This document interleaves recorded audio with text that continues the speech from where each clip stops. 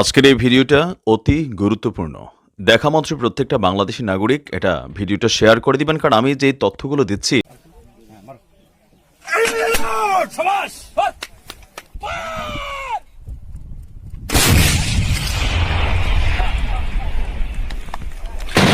গতকালকে যে ভিডিওটা বানিয়েছিলাম তাতে বলেছিলাম যে ভারত বাংলাদেশ যে কোনো মুহূর্তে যুদ্ধে জড়িয়ে পড়তে পারে আর সিচুয়েশন থমথমে। তবে ভারত বাংলাদেশ সরাসরি যুদ্ধে জড়িয়ে পড়ার আগে সেই যুদ্ধের যে ঘৃতাহুতি মানে একটি যজ্ঞে ঘি ঢালা সেই কাজটা করবে পাকিস্তান। পাকিস্তানের সঙ্গে তো যে কোনো মুহূর্তে শুরু হয়ে যাবে ভারতের যুদ্ধ। তার কারণ অপারেশন সিন্দুর এই মুহূর্তেও পজ ফায়ারে রয়েছে, সিজ ফায়ার নয়, পজ ফায়ারে রয়েছে এবং সেটা শুরু হওয়ার মতো একেবারে সমস্ত ব্যবস্থা হয়ে গেছে। অন্যদিকে বাংলাদেশ কেন জড়িয়ে পড়বে তার কারণ ওই পোংটামি বলে একটা কথা আছে বাংলায়, যে পোংটামিটা বাংলাদেশ করছে এই মুহূর্তে। প্রতিনিয়ত পায়ে পা দিয়ে ঝগড়া করার চেষ্টা। ভারত কিন্তু কোনো দিনও বাংলাদেশকে শত্রু মনে করেনি, কিন্তু ওই যে নিজেদের একটা শত্রু না হলে অনেক মানুষ আছে তারা বাঁচতেই পারে না। কিছু মানুষ আছে আপনারা খেয়াল করবেন, তারা সবসময় ঝগড়া কার সাথে করব এরকম একজন মানুষকে খুঁজে বেড়ায়। সে যদি ঝগড়া না করতে পারে তার পেটের ভাত হজম হয় না। বাংলাদেশের কিছু মানুষের সিচুয়েশন ওরকম। আপনি যদি একজন কর্মক্ষেত্রের মানুষ হন, কাজে যান, আপনার অফিসেও ওরকম কিছু মানুষ পাবেন যে সবসময় কার সাথে ঝগড়া করব, কার পেছনে লাগবো খুঁজে বেড়ায়। সেরকমই কিছু মানুষ বাংলাদেশেও রয়েছে। আর অদ্ভুতভাবে বা দুর্ভাগ্যজনকভাবে, যাকে ইংলিশে আবার আনফর্চুনেটলি বলে থাকে, যাই হোক এত ইংলিশ জানি না, হঠাৎ মনে পড়লো বলে বলে দিলাম, সেরকম কিছু মানুষ বাংলাদেশে রয়েছে। এই আনফর্চুনেটলি বা দুর্ভাগ্যজনকভাবে তাদের হাতে এই মুহূর্তে ক্ষমতা, যদিও সেই ক্ষমতা তাদের হাতে এই মুহূর্তে কতটা আছে সেটা সন্দেহজনক। কারণ এই যে একটা সুদখোর লোক যে অর্থনীতিতে নাকি নোবেল, অর্থনীতি না শান্তিতে জানি না, কারণ কেন জানি না, এই কারণেই যে পয়সা দিয়ে বা টাকা দিয়ে কেনা জিনিস সেটা শান্তিতেই পাক আর অর্থনীতিতেই পাক, তার মূল্য জলের দর, মানে আপনাদের ভাষায় ওই পানির মূল্য। দেখুন, একটি নোবেল পাওয়াটা চারটিখানি কথা নয়, কিন্তু সেই নোবেল যদি কেউ টাকা দিয়ে কেনে তাহলে সেটার মূল্য আমার মনে হয় ওই পাড়ায় গোয়াজুলাইক যেমন খুশি তেমন সাজো সেই প্রতিযোগিতায় থার্ড বা সান্ত্বনা পুরস্কার তার ক্যাটাগরির বলতে পারেন। দেখুন, রাজনীতিবিদ আর অর্থনীতিবিদ দুজনের মধ্যে পার্থক্য আছে। কেন জানেন তো? অর্থনীতিবিদ অনেক পড়াশোনা করে, রাজনীতিবিদ পড়াশোনা জানে না। কিন্তু রাজনীতিবিদ যখন সিনিয়র হয়ে যান তখন অনেক বিচক্ষণতার সাথে ওনার মতামত রাখেন এবং সিচুয়েশন বিশ্লেষণ করতে পারেন। অর্থনীতিবিদ অনেক বেশি পড়াশোনা জানেন কিন্তু রাজনীতির রও বোঝেন না। তবে সেই অর্থনীতিবিদ যদি সুদের টাকা খাটিয়ে জাল শংসাপত্র কিনে জাল টাকা পয়সা খাইয়ে একটি শান্তির নোবেল জুটিয়ে নেন, ওটা নোবেল না লোবেল যাই হোক, জুটিয়ে নেন, সেক্ষেত্রে একজন দক্ষ রাজনীতিবিদের সমান বা সমকক্ষ কখনোই হতে পারেন না, হওয়ার কথাও নয়। আর সেই রাজনীতিবিদ যদি হন শেখ হাসিনা তবে তো একেবারে ইকুয়াল টু জিরো। আপনাদের জানিয়ে রাখি আরও একটা ব্যাপার, সেটা হচ্ছে খুব তাড়াতাড়ি সেপ্টেম্বরের মধ্যেই যুদ্ধ হোক কি না হোক সেটা বড় ব্যাপার নয়, বড় ব্যাপার হচ্ছে গৃহযুদ্ধ শুরু হয়ে যাবে বাংলাদেশে। একেবারে গৃহযুদ্ধের দোরগোড়ায় বাংলাদেশের মানুষরা, তারা যে ভুল করেছে বুঝে গেছে। এক প্রকার গৃহযুদ্ধের মাধ্যমেই শেখ হাসিনা চলে এসেছিলেন ভারতে এবং এখনও পর্যন্ত বৈধ প্রধানমন্ত্রী বাংলাদেশের, কারণ উনি পদত্যাগ করেননি। আমি এর আগে একটা ভিডিওতে অবৈধ বলেছিলাম, তার জন্য মাফ করবেন। তার আগের সব ভিডিওতেই আমি বৈধ প্রধানমন্ত্রী বলেছি, সাবেকও বলিনি। তাই হয়েই যেতে পারে মানুষ মাত্রে ভুল, কিন্তু এই মানুষ মাত্রে ভুল, এই যে আমি বলেছিলাম যে অবৈধ প্রধানমন্ত্রী বলিনি, আমি বলেছিলাম যে উনি প্রাক্তন প্রধানমন্ত্রী চলে এসেছিলেন, সেটা আমার মানুষ মাত্রে ভুল ছিল। কিন্তু আপনারা মানুষ মাত্রে যেই অবৈধ ভুলটা করেছেন, আপনাদের দেশের লক্ষ্মীকে পায়ে ঠেলে অন্য দেশে পাঠিয়ে দিয়েছেন, সেই ভুলের খেসারত তো আপনারা দেবেনই। তবে খেসারত দেওয়ার আগে ঘুরে দাঁড়ান, দেখুন বাঙালি জাতি, আমিও বাঙালি, হতে পারি ভারতবাসী, আপনিও তো, বা আপনার পূর্বপুরুষও তো একসময় এই ভারতবাসীই ছিলেন।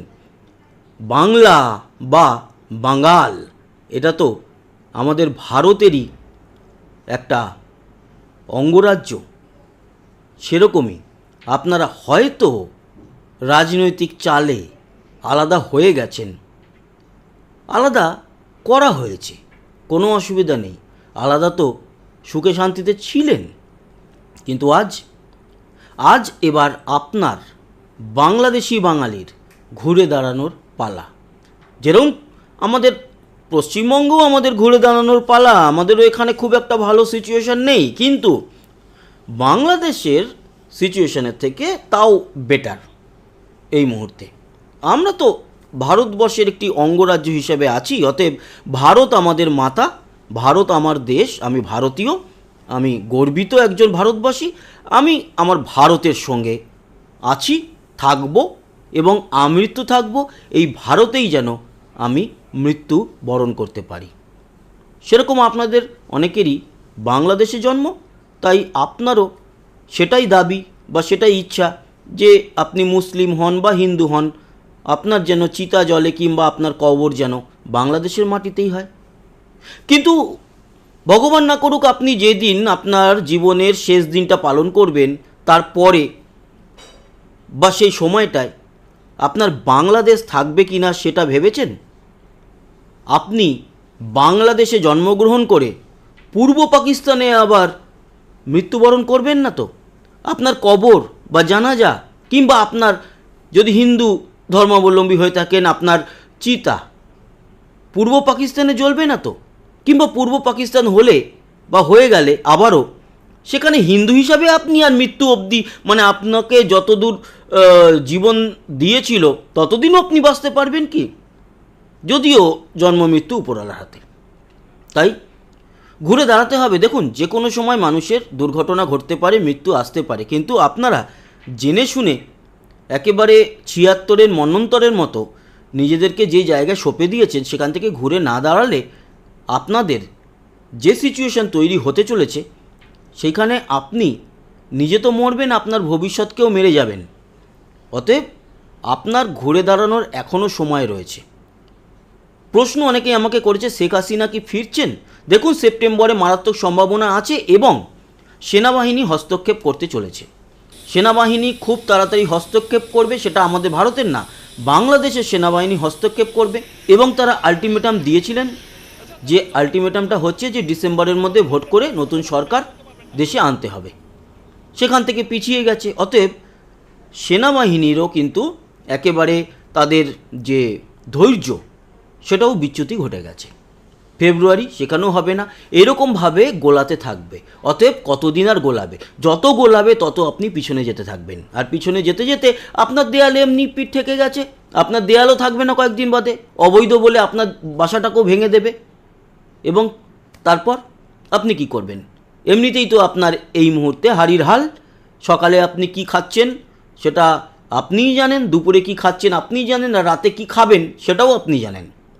অতএব এই সিচুয়েশনে দাঁড়িয়ে একমাত্র আপনাদের রাস্তা, কলার ধরে বার করুন এই হারামজাদাগুলোকে, এই হারামখোর সুদখোরগুলোকে বার করুন দেশ থেকে, এই চাঁদাবাজগুলোকে বার করুন, জুতোর বাড়ি মেরে বার করুন, পিটান। কোথায় আপনাদের সেই বাঙালি জাতি, যেখানে আপনারা পিনাকি ভট্টাচার্যর মতো একটা জানোয়ারের কথা শুনে এত বড় উদ্যোগ নিয়ে আপনারা রাস্তায় নেমে গেলেন, জল বিলি করলেন, এত কিছু করলেন, তখন আপনারা বাংলাদেশ প্রীতি দেখিয়ে এত কিছু করে ফেললেন, আর এখন আপনাদের বাংলাদেশ প্রীতি কোথায় গেল?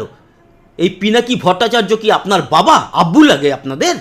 হ্যাঁ, যেই লোকটার কোনো চালচুলো নেই, দেশে ওষুধের কেলেঙ্কারি করে বিদেশে গিয়ে চিটিংবাজি করে ঠাঁই পেয়েছে, তার কথা শুনে আপনারা যা তা করছেন বাংলাদেশে। আপনাদের লজ্জা লাগে না? বাঙালি জাতি হিসাবে, যেখানে শহীদ মিনারে আপনাদের ভাষা দিবসের মানুষদের রক্ত মাংস কবর রয়েছে, একবার মনে হয় না বদলানি? লাইব্রেরিতে আগুন লাগিয়ে মুজিবুর রহমানের, শেখ মুজিবুর রহমান, বঙ্গবন্ধু শেখ মুজিবুর রহমানের বই বা যেই সমস্ত জায়গায় তথ্য নথি আছে সেগুলোকে জ্বালানো হয়েছে আজকে। আপনারা বাঙালি হিসাবে আপনাদের লজ্জা লাগে না? এরপর যেদিন বাংলাদেশি হিসাবে আপনি গর্ব করবেন আর আমাদের আগামী ভবিষ্যতে এসে বলবেন আমি বাংলাদেশি, আমার ভালো লাগে, সেদিন আপনি নিজের থুতু নিজে উপরে ছুড়বেন আর নিজের গায়ে পড়বে সেটা। বাংলাদেশি বাঙালি হিসাবে অহংকার দুর্মুষ করে আপনাদের এই বাংলাদেশি বাঙালি, যে আপনারা যে বাংলাদেশি জাতিটা, সেই জাতিটা শেষ করে দিয়েছেন, বাঙালিদেরকে শেষ করেছেন আপনারা। আপনারা অহংকার করবেন না। আপনাদের অহংকার করার মতো দক্ষতা কেন? আপনাদের কোনো যোগ্যতাই নেই। এখনো সময় কিছুটা বাকি আছে, শেষ করুন। আর না হলে নিজের কফিনে নিজে পেরেকটা মারুন, দিয়ে শেষ হয়ে যান। নিজেও বাঁচুন, আশপাশের দেশগুলোকেও বাঁচান। আর আশপাশের দেশগুলোতে বেঁচেই থাকবে। একটা ছোট্ট ভূখণ্ড পড়ে থাকবে, সেটা এখন পূর্ব পাকিস্তান হয় নাকি ভারতবর্ষ হয়ে যায় সেটাই দেখার। 7 সিস্টার্স নেবে আপনাদের এই অবৈধ গভর্নমেন্টের কে যেন গুরু। আসলে গুরু যখন গরু হয়ে যায় তখনই কিন্তু সমস্যাটা তৈরি হয়। এই ছাত্র এরা গুরু যাকে মেনে, যাকে নিয়ে এসছে, আসলে গরু। তো ধন্যবাদ আপনাদেরকে এই গরুর তত্ত্বাবধায়ক থাকার জন্য। আপনাদের তত্ত্বাবধায়ক সরকার খুব তাড়াতাড়ি আসবে, শেখ হাসিনা ফিরবে, ততদিন না আমরা শান্তিতে ঘুমাবো না। কারণ আপনি হয়তো বিরাট বড় হনু, কিন্তু আপনারই এক ভাই বাংলাদেশি গরিব মানুষ, রিক্সাওয়ালা, বাজারে সবজি বিক্রি করে, মাছ বিক্রি করে, সে আজ রাতে কী খাবে জানে না। আমাদের লড়াই তার জন্য বা তাদের জন্য বা ওনাদের জন্য। আপনি হয়তো অনেক বেশি শিক্ষিত, আপনার জন্য নয়। আর এখন শিক্ষিতর হয়েও দাম কি বাংলাদেশে? যেখানে একজন শিক্ষক উঠে দাঁড়াচ্ছে একটা এই 2 টাকা ওলা ছাত্র যে খুন করে, পুলিশ পিটিয়ে, পুলিশকে উলঙ্গ করে মেরে ঝুলিয়ে তার লাশের উপর থেকে এসে দাঁড়িয়েছে সবার সামনে, তাকে দেখে উঠে দাঁড়াতে হচ্ছে একজন অধ্যাপককে, একজন শিক্ষককে। ছি বাঙালি, ছি, লজ্জা, লজ্জা, ধিক। আর কিছু বলার নেই। তার মধ্যে ওইটুকু বলতে পারি যে ভালো থাকুন, সুস্থ থাকুন। এখন আর এই ভিডিওতে সাবস্ক্রাইব করুন, লাইক করুন, এই বলার মতো আমার নিজের মানে কি বলবো, সেই লেভেলটাই এই মুহূর্তে নেই। যা খুশি করুন, কিন্তু একটা কিছু বিচার আপনাদেরকেই করতে হবে। ধন্যবাদ, ভালো থাকবেন, আবার দেখা হবে, টাটা।